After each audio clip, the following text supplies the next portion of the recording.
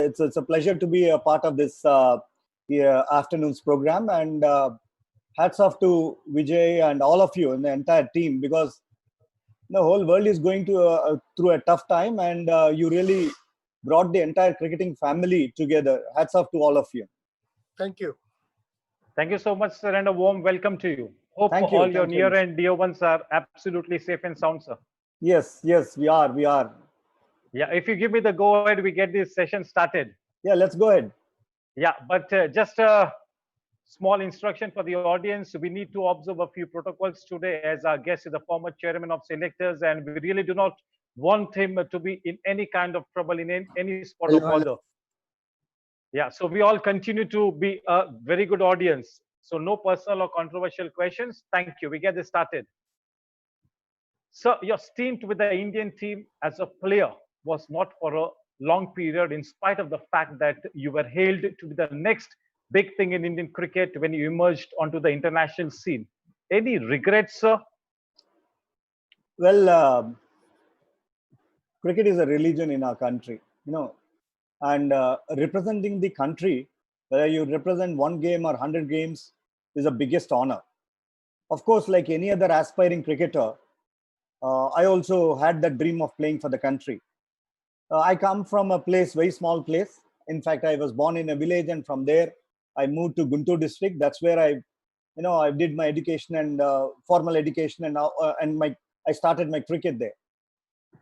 Those were the days where representing for Ranji team from my place was the biggest honor.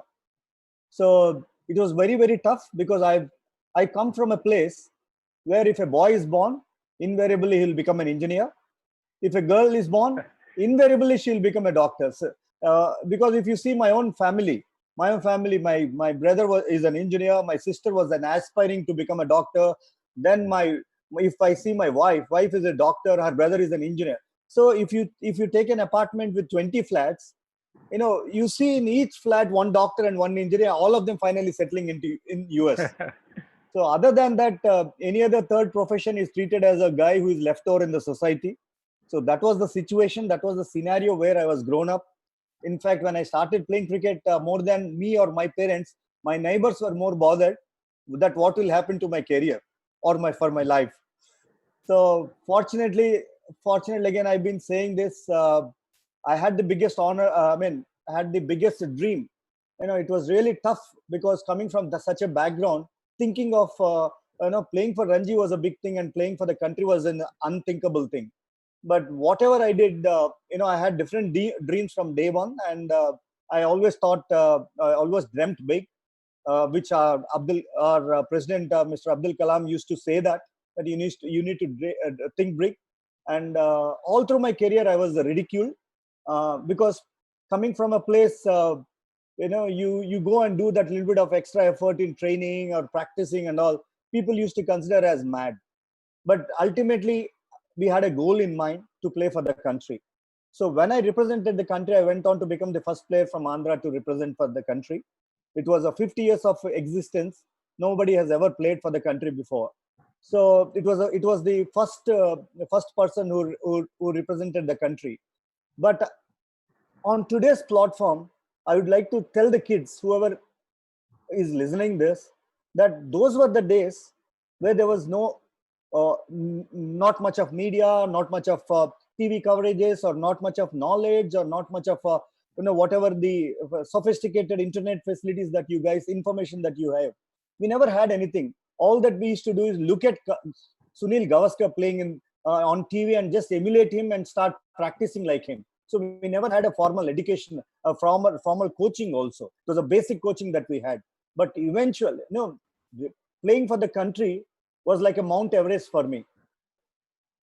Kids, please listen this carefully. Playing for the country was a Mount Everest for me. But with the knowledge, with the coaching facilities, with the information that you guys have, playing for the country should be your base camp, upon which you have to set your goals to reach higher. That's what Sachin Tendulkar did. Representing country was not his ultimate aim. Doing well for the country, excelling well for the country, and winning the games for the country was his goal. Eventually, he went on to score hundreds. So take him as an example, take him as a role model, and I'm sure many of, including the greats like Virat or MS, or they all have taken Sachin as a role model in their life. He will never remain as a role model till this game exists. Wow, sir, that's such a good start. And MSK Prasad, sir, seems to be in such good form. He's really opening up so warmly to this audience. I And I think hope you Shavag has guys. come inside me, actually. Shavag Oh, has come. great, sir. Absolutely. We are honored. Okay, I hope you guys are taking down some notes. Okay, sir. Do you think the role of the specialist wicketkeeper is diminishing in the modern day cricketing scenario? Times have changed. The only thing that ever remains change. The only thing that ever remains constant is change. Things have changed.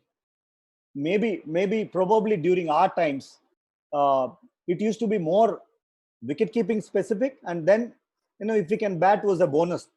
But after guys like Gilchrist or Sangakkara, all these people have come into picture. The role of wicketkeeper has changed into an all-rounder, and more importantly, our own MSD has taken this role to the peaks. He has excelled with the gloves. He has excelled with the bat, and also excelled as a captain. So definitely, there is a change in the perspective. It's no more a wicket keeping specific. Those were the days where the wicket keeper used to, during Kirmani times. I remember number 10 or number 11, they used to come towards end. They were just tail enders. But today, wicketkeeper is an all-rounder. Having said that, having still said that, for the aspiring wicketkeepers, what I would say is that you have to be fundamentally, we are in the side because of wicketkeeper. So you should not forget, maybe a good batting performances can give you recognition. But if you have to settle down in the Indian team, you have to be a very good wicketkeeper. So that's what I would advise. Be strong in your basics as far as wicket keeping is concerned. There, as you can hear from the horse's mouth, you've got to be absolutely strong with your basics. Prasad, sir, how was your rapport as the chairman of the selectors with your panel members, Gagan Koda, Devang Gandhi, Sarandeep Singh, and Jatin Paranjpe? What was the camaraderie like? Well, I was blessed, I was blessed to have the other four selectors who have played along with me a lot of domestic cricket. We went in a lot of India A tours, and eventually, after 20 years, we met as a committee. I mean, probably after 15, 16, we were all in Pakistan for India A tour. Can you believe we had 2 months of time in Pakistan? You don't know, in Pakistan you have nothing else to do but to stay in your hotel, and it's like a quarantine, 2 months of quarantine for us, and that's what we were doing, and there was a lot of camaraderie that was developed. And fortunately, all of us again have rejoined as the selectors of national team. So our camaraderie and our understanding is just like the understanding of Gautam Gambhir and Virender Sehwag, with their looks, the way they used to take singles. So it was just like that. It's just a blink of eye, we understand each other, and as a team, we have gelled really well. We always stood rock solid on any of the decisions, whether it could be good or whether it is good. And in the whole media, you would have never seen any one of us breaking us and coming out with the wrong opinions. That speaks volumes about the unity that we had. Absolutely. So that is so good to hear that you all had a very special bond. So how much freedom did each member have to express himself in the meetings? Because there will always be debates and deliberation, but ultimately the whole panel needs to be on the same page to select the best national team. Yeah. See, first of all, uh, we are five selectors. We are all Yeah. five selectors.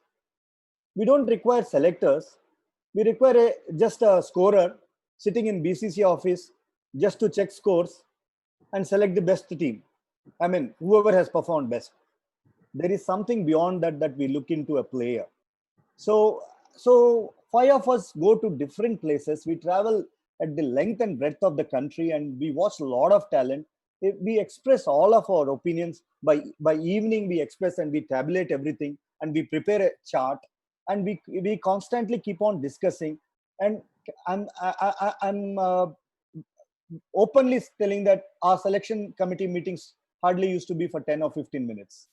because Wow. the amount of hard work that we used to do for these 270 days, and the selection committee was just a cakewalk for us, because we are very, very clear, because we discuss each and everything in day out. That's what we live day in day out for 4 years. And I'm sure we have selected more than 80 international squads during our tenure. And not even once we had to look back at the players. Gone were those days where when player, suddenly I was told that suddenly a player was called when he was partying in somewhere, in some island or somewhere. So it never happened. We had a very, very clear plan that who is going to come into the side next.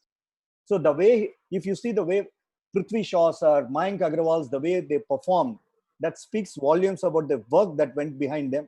From their day one, for their debut match, they excelled. Prithvi Shaw got 100 on debut, and Mayank Agarwal was simply superb in Melbourne with that 75, or a Hanuma Vihari who made his first class, international debut with a half century.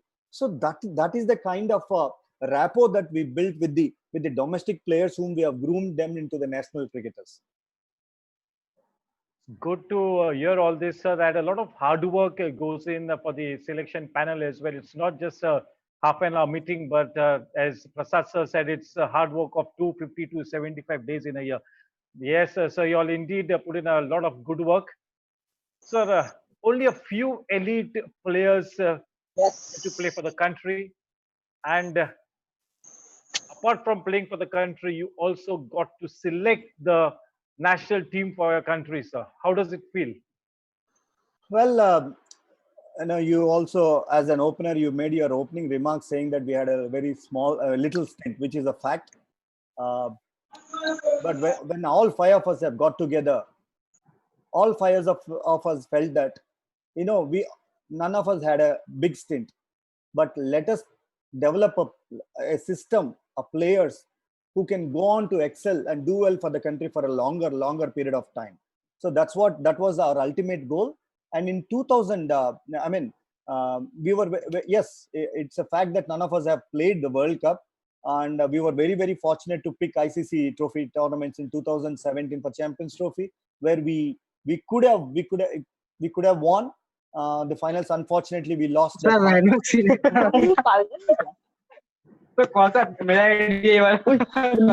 Please, everybody on the mute mode. Yeah. Yes, sir. Yeah. Hello. And we were very, very fortunate that we picked two squads. One is 2017 Champions Trophy and 2019 World Cup. 2017 Champions Trophy, we really played like champions, but for that finals. And when it comes to 2019 World Cup, in spite of a lot of controversies that why XYZ player was not picked, we played like champions till that semi-final game. We were leading the table. We were the table toppers at the end of the league phase. And on that unfortunate day, a one-day game that went into the second day, we had a lot of things against us. Having said that, we still lost it. We accept that. But our players played really like champions, and we are very, very proud to pick those squads. Absolutely, sir.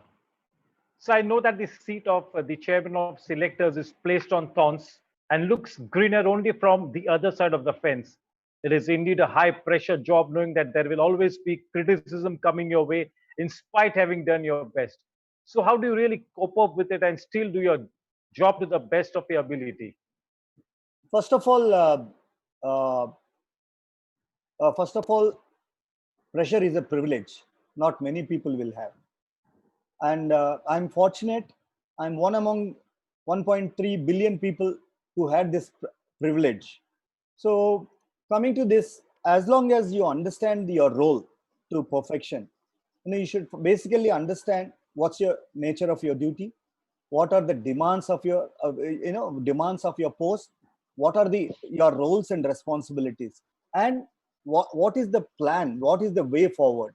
Once you have all these things, once you analyze all these things and have a basic plan in your mind, so and share the same plan with your fellow selectors and also the team managements, and once that plan is very, very clear, once all the stakeholders including BCCI, that's the kind of communication that we develop. Once that the system is developed, once the system is developed, then you don't need to worry for anything else. As long as you're very clear, you're honest, and you're sincere about discharging your duties to in the best interest of the country, you don't need to worry for anything else. Yes, sir. Sir, all aspiring cricketers want to know the criteria for selection to a team. It may be the state under 14 team, under 16 team, under 19, or the senior team, or even the national team. What does a selector primarily look for in a candidate? Well, if you split the question into two halves, I have worked as an Andhra Cricket Association director, where I used to select the state sides.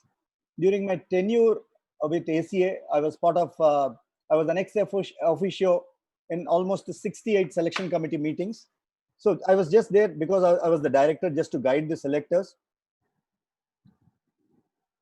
First and foremost thing, that whether it is this selection at the state level, or whether it is a national level, the primary thing that we take into consideration is your performance. Because what is the use of the potential if it is not converted into performances? We might say that I have the best of the techniques or tactics or whatever it is, but if it is not converted into performance, you will not get recognized. Second point, the second most important point that we look at is the consistency of a player. How consistent he is. Whether he's a one match wonder, or whether he's performing consistently right through, or whether he's getting a one brilliant knock and having 4-5 very ordinary ones, or whether he's the guy who's getting 60s, 70s, 80s, or 100s on a consistent basis. So this is what we actually look at. The second point that we look at the players. And the third point that we look at is the quality of performance. The quality of performance against the quality of opposition, against the quality of the situation that the performance is executed and or performed. So these are certain things that we look at while selecting the players. These are and more importantly, every match has got some sort of a pressure. So how does a player perform under that pressure? And at the national level, what we do is, we have so many states playing today. People might be, even the players will be confused, and they just wanted to have that clarity that how does they get into recognition of the selectors. So okay, let me tell you, you might be from any corner of the country. You might be playing in plate, you might be playing in elite, or whatever levels that you do it. We created a chart. We generally create a chart. That is, we will look at those players who have been performing well for the last 2 years. Because one season, one player might get brilliant. Next year, there is a pressure on that player that if he has got 700 runs, there is because the expectations are high. Everybody will expect that he will definitely get another 700. So, and whenever he gets onto the field, he gets into that pressure mode. And what we look at is whether this person is able to handle that pressure and perform consistently in the consecutive season. So we look at the performance in 2 consecutive years and then tabulate it. And once we tabulate it, we identify 60 to 70 players across the country in different disciplines. And that's how, as a chairman, I post my selectors to those matches where these 60 or 70 players are playing. So at the end of the year, again, we will see that if the player is able to maintain that consistency. So that's how we refresh our charts. Those who doesn't do well will go down, and the new guys will be getting into that radar. So this is the selection criteria, and it is very, very simple, and there is nothing beyond these things. That's what we can say. Because people come with so many inhibitions, so many other things but the fundamental thing that they forget, because they think that there might be other sources or some pull or some push or something that they can get into the sides. But let me tell you, gentlemen, that kind of a selection will not last long. What I said is what that lasts you long. So the kids have to focus on their performances, on their consistencies, and also playing under pressure. So this is what they have to learn while also practicing. Playing under pressure doesn't happen just like that. So while you practice, kids, you have to create the scenarios. The coaches have to create the scenarios, the pressure situations, even during the nets time or even during the open nets time. That's how the kids get used to playing under pressure, especially junior cricketers. So this is exactly the process that we followed, and we have followed a similar. And more importantly, people might feel that some part of the country might get selected, some people will get preferences. When we came into the selection committee, we made it very, very clear. I come from south, Devang Gandhi comes from east, or a Jatin comes from west, or a Saran comes from north, or Gagan Koda comes from central. We made it a policy that I will never raise the topic of any of the south players, nor in my 4 years of tenure I've ever watched an Andhra game, because that's where I have come from. This is the neutral policy that we have followed. That's why we never had any controversies, at least as far as the selection committee amongst us as concerned. We were never partial, nor we were ever biased. So that's the system that we have developed. Great, sir. This webinar is starting to peak form as MSK Prasad sir unfolds the selection criteria. I hope all you students are absolutely wrapped in attention. Prasad sir, most senior players do not want to retire, and they have to be sometimes asked to hang up their boots. How do you convey this to the player, especially to somebody who has been the star player for the national team in the past? Well, playing cricket or retiring is purely a personal choice. Nobody has forced you to play this game, and nobody will ever force you to retire. And everybody knows when to retire. But as a selection committee, it is not our duty to tell anybody to retire. It is their passion that is living in them. It is that love for the game that is still lasting in them. Why should somebody retire? Why should somebody retire if he feels that he is good enough? But what is there in our hands is whether we are looking forward or not, whether we are very, very clear in building the teams or not. This is exactly what, as a selection committee, yes, there are many times we've come under a lot of criticism that we couldn't pick some of the senior cricketers. But the reality is there are many countries like West Indies, who in 1980s or 1990s they were invincibles, and Australian team was unbeatable for some generation. But what happened later? There was a transition phase. There was a downward curve in the country's performances. But with the volume of volume of cricketers that we have in India, with the kind of potential and talent that we have in India, Indian team should never go through the transition phase. So for that, we should have a clear thought process, clear clarity in our thought process, and build the teams for the future, build the bench strengths for the future. This is exactly what we did. Please, everybody on mute mode. Yes, Prasad sir. Yeah, this is exactly what we did. Okay, sir. Sir, is it a part of the selector's job to create a bench strength for the national team? Obviously. Otherwise, who else will? I'd like to explain the process of developing the bench strength. Well, Indian cricket is blessed to have a person called Rahul Dravid, who's the head of our under-19 and India A till last year. Absolutely. The biggest boon that Indian cricket had was having Rahul at this place, because you cannot find a better person, better teacher, better guide, better mentor than Rahul Dravid at that level. And the way, the system that we have developed is, as I told earlier, once we identify the players and once we bring them under radar, we pick them for Dilip trophies, Deoda trophies, and Irani trophy, and one step next levels. And we see the performances at that level.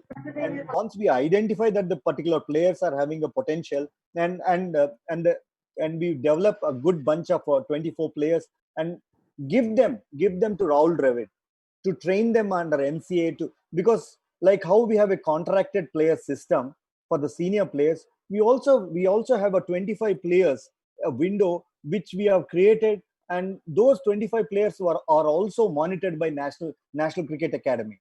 So they are picked on a regular basis for India A tours, and and and very frequently we always used to have a meetings with the senior team management, India A team management, and selectors, and see the transition of players from domestic to India A and India A to the senior levels. That is the kind of system that we have developed. That's the reason we could develop a good quality bench strength who never shied away from day one, because those were days where when we used to play for the India, it was a shocker. I mean, looking at the opposition, that was the first time we would have ever seen. But today, with the India A system, the shadow tours that we have developed, I think uh, every India A player is groomed in such a way that if he gets an opportunity, he will start performing from day one at the senior levels. Okay, sir. This is really good to know that we have such a robust selection system in place. So the players need not worry about anything. Just concentrate on your game, and the system will automatically pick you up if you're good enough. So the captain definitely has a say in the selection of the team. Yes. But is it always necessary to abide by his wishes, as it is ultimately his team? And what is your take on the captain and coach being given complete freedom to select their playing 11, especially on a abroad tour? Well, if Indian team has to succeed, it should be a teamwork, not only by the players, but also by the team management and the selection committee. We all should work in tandem. We all should work as a unit. That's how the team is going to succeed. So while picking the team, I'll tell you a small example. Unlike the other sport, like in football, manager becomes very, very important. But in cricket, it's an instinctive game on the field. The decisions that the captain takes will decide the fate of the team. So cricket, there's a lot of importance to the captain. Historically, Indian cricket captain has always been given that kind of a regard and respect, and that still continues to be. And I also support that particular point. But having said, though constitutionally the captain may not have the voting right in the selection committee, but his voice, his opinions, his views will definitely hold importance, because end of the day, whatever the team that we pick, it is he who is going to take it forward. So it is all the more important that the captain or the coach or the selectors work in tandem. In 4.5 years, have you ever heard the differences between the selection committee or the team management? That is the rapport that we have developed with Ravi and his team, Anil and his team, and also Rahul Dravid and his team. Rahul and his team, yes, absolutely, sir. And congratulations to you and your team members. It's time to get the audience in to interact with you. Sure. Yeah. So may I bring in our first caller of the day? But before that, please note that no personal questions, no controversial questions. We need to observe certain protocols. So just be